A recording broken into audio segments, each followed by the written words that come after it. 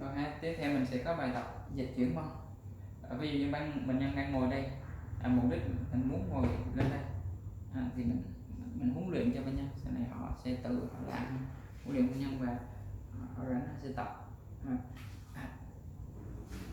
Mình nói bệnh nhân là được muốn nhích cái mông thì cái chân đưa qua này chút xíu trước, rồi nó họ là ráng nhấc cái mông qua kia, tự đúng rồi đưa chân qua, rồi nhấc mông qua, nhấc mông qua.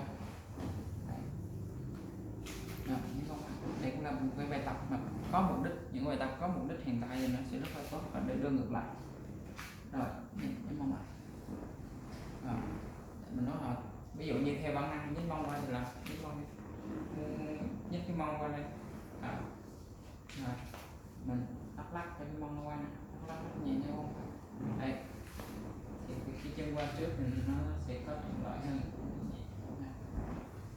Đó là